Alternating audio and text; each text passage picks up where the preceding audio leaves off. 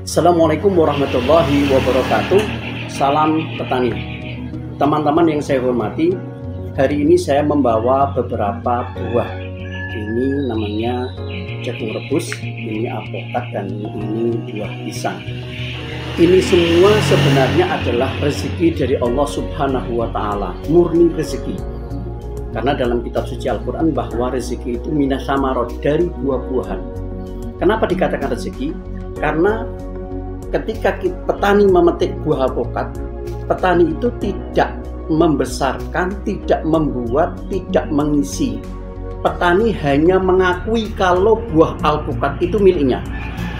Padahal yang membesarkan, yang mengisi, dan membuat buah alpukat itu rasanya menjadi nikmat adalah Allah Subhanahu wa Ta'ala.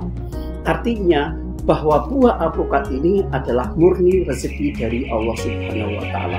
Demikian juga dengan buah jagung yang sudah direbus, manusia hanya berkontribusi merebus.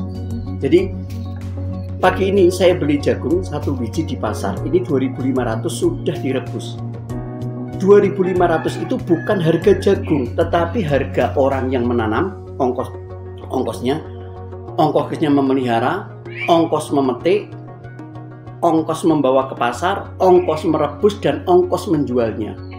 Itu 2.500. Padahal harga jagungnya itu murni rezeki dari Allah atau nol. Andai kata jagung ini buatan manusia, bisa kita bayangkan, jangankan satu tongkol, 1 biji saja itu mungkin harganya bisa puluhan bahkan ratusan ribu. Tapi karena ini murni rezeki dari Allah, maka ini diberikan gratis oleh Allah sebagai rezeki yang harus kita syukuri. Makanya Allah berfirman, wa ita'adana rabbukum la in syakartum la azidannakum wa la in kafartum inna azabi lasyadid. Kalau kita syukuri nikmat Allah ini, maka Allah akan melipat gandakan. Apabila kita kufuri, maka azab Allah amat sangat pedih. Allah juga berfirman dalam Al-Quran, mathalul ladina yunfikuna amwalahum kamasali habbah. Jadi orang yang beramal itu diperumpamakan seperti biji-bijian. Ambatat sab'a sanabila fi kulli sumbulatin mi'atu habbah. Dari 1 tumbuh 7 tangkai, dari 7 tangkai tumbuh 100.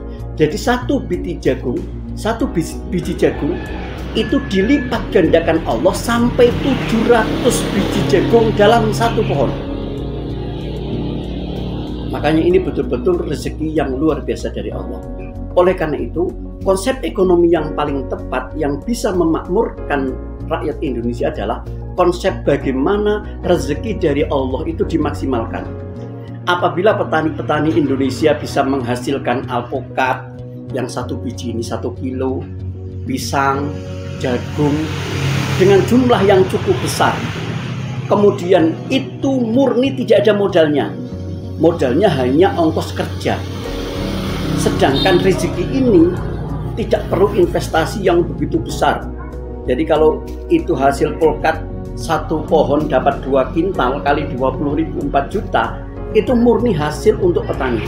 Padahal ini yang membuat adalah Allah Subhanahu wa Ta'ala. Nah, kalau andai kata di satu kampung satu orang menanam 20 atau 30 pohon alpukat, setiap orang pendapatannya setiap tahun 50 juta dari buah alpukat. Kalau satu desa itu ada 1.000 kakak kali 50 juta itu sudah 50 miliar.